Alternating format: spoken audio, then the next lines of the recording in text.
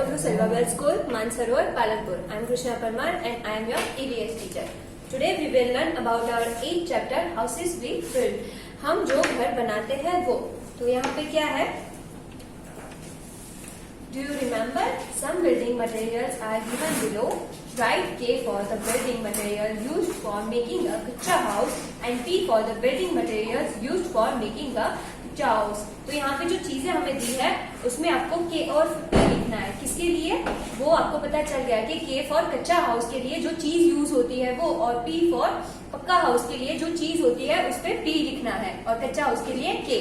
तो वो आपको ये चैप्टर में से सीखने के बाद ही लिखना है. All of us need space to live in. हम सबको एक जगह चाहिए रहने के लिए. A house is a space in which we live and feel safe. हमें एक घर चाहिए जहाँ पे हम सेफ फील करें और जहाँ पे हम रह सके. It protect us from heat, cold, rain, storm, wild animals and thieves.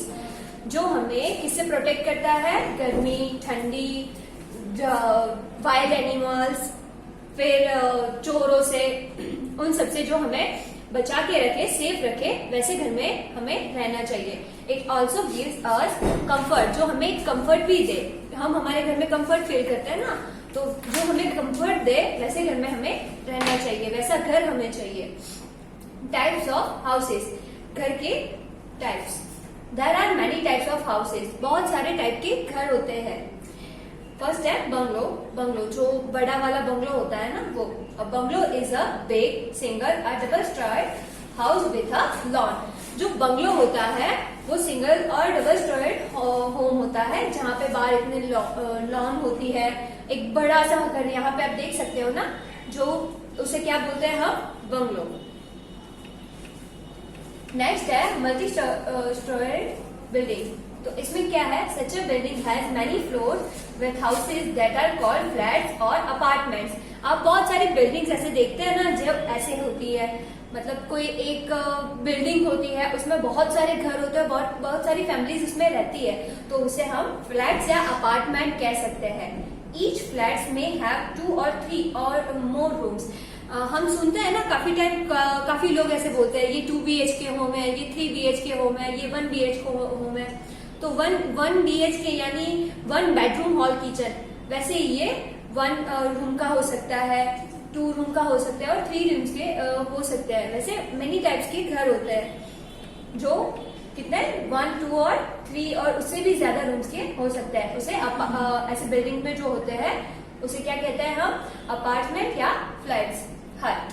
हट क्या होता है? तो हट्स आर कच्चा हाउस. ये एक कच्चा हाउस है.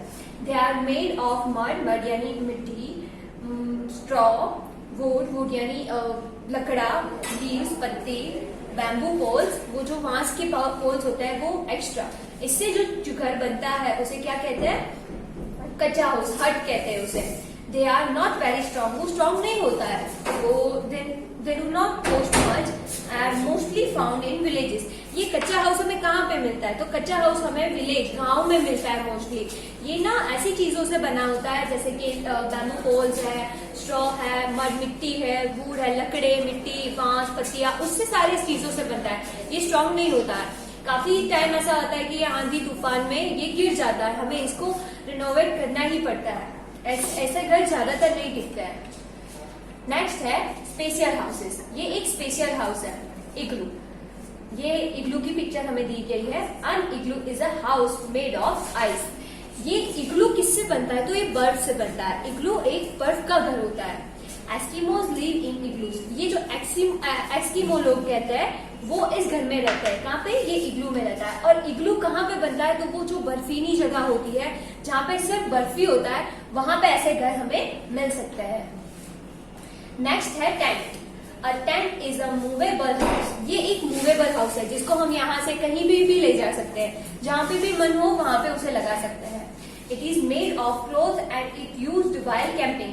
जब हम कैंपिंग के लिए जाते हैं कहीं पे घूमने के लिए, जैसे कि ट्रेकिंग के लिए जाते हैं, तो इसको हम साथ में कैरी कर सकते हैं. क्योंकि कैंपिंग एक दिन की तो होती नहीं है, 2 और 3 दिन की होती है, तो उसमें नाइट भी हमें रहना पड़ता है. तो उसके लिए हमें ये टेंट यूज होता है, क्योंकि हम इस चलते फिरते घर को कहीं पे भी ले जा सकते हैं.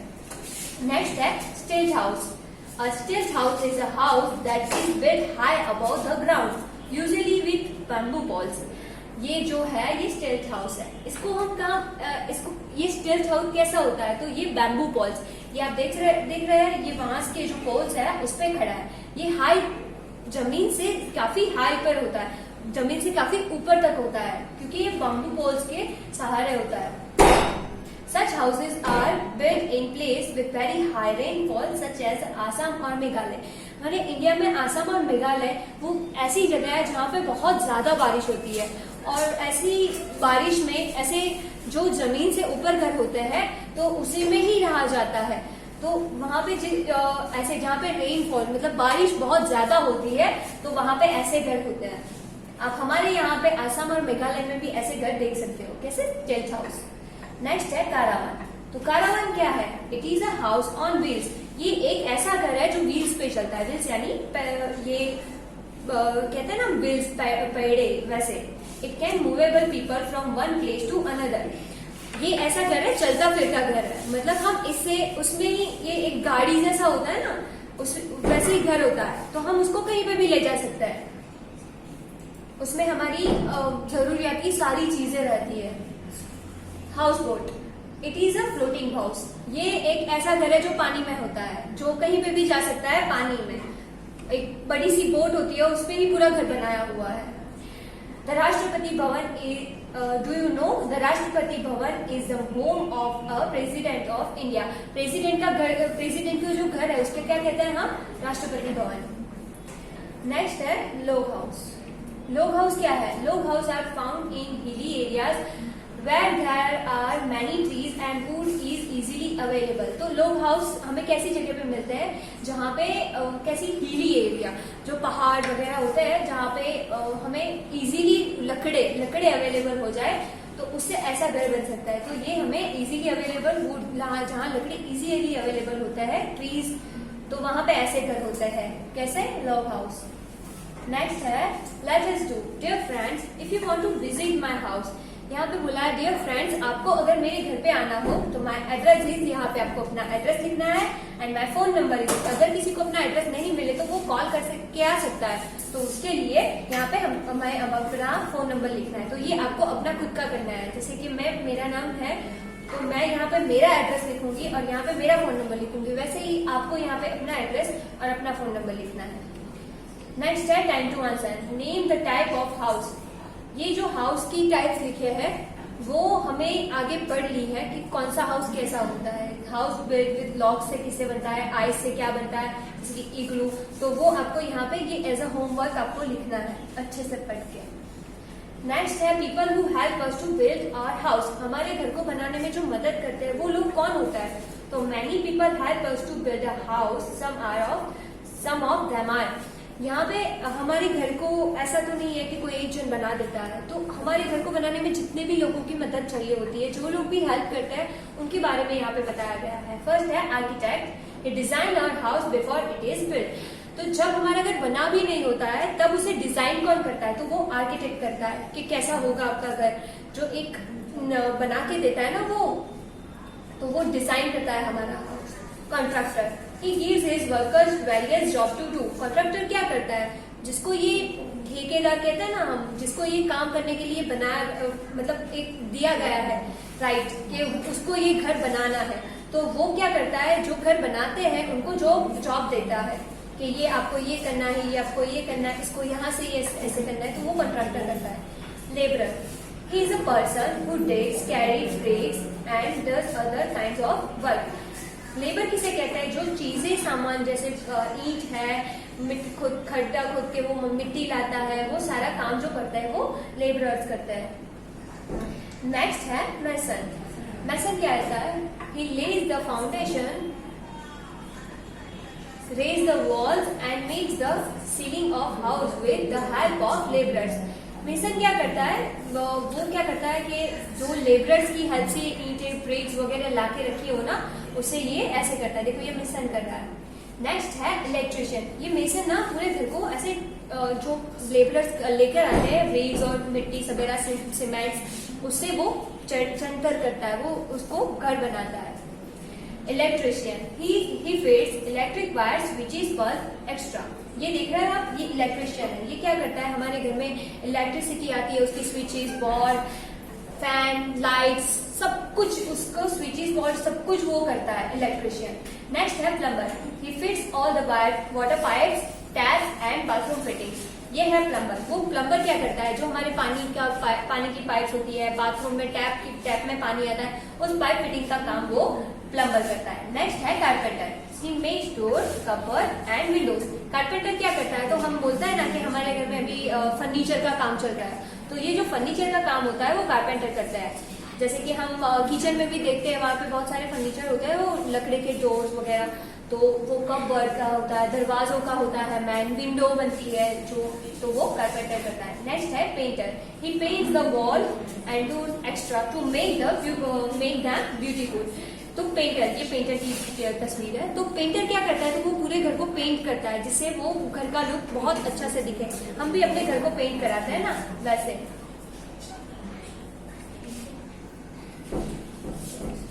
नेक्स्ट है time to answer, name the person who digs and carries racks. ये कौन लेकर आता है, फिट द वाटर पाइप कौन फिट करता है, तो plumber.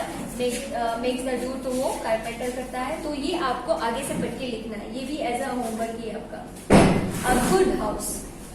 A good house is ideal in every way, its rooms are, ये हमें ऐसा बताया गया कि गुड हाउस किसे कहते हैं।